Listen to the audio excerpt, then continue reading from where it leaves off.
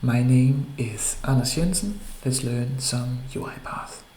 Today we will show how to check if a data table is null or empty in UiPath.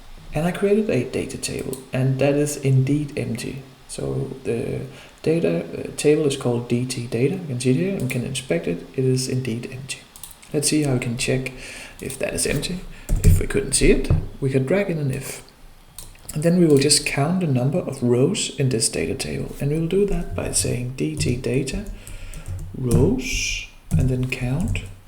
And then we will ask if that is 0, then we know it's empty and we can throw in an exception. So let's find a throw. And in the expression up here, we can say new business rule exception. The data table is empty.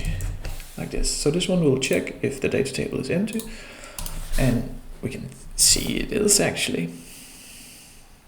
So the data table is empty. So far so good. Now we can check if it's empty.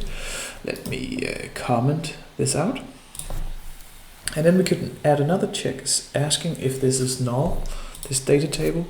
So if, and for it to be null, we need to delete it here. And we can see here still in the variables, it's just null, it's not defined. So here we can ask if DT-Data is nothing, that means null. And then we can throw in another exception saying that new business rule exception, data table is null. We can see that works. Data table is null. We could make the same check, like if it was empty or null in the same condition, then we just copy this. Then we could go up here, we can say or. So we ask if it's nothing or it's empty.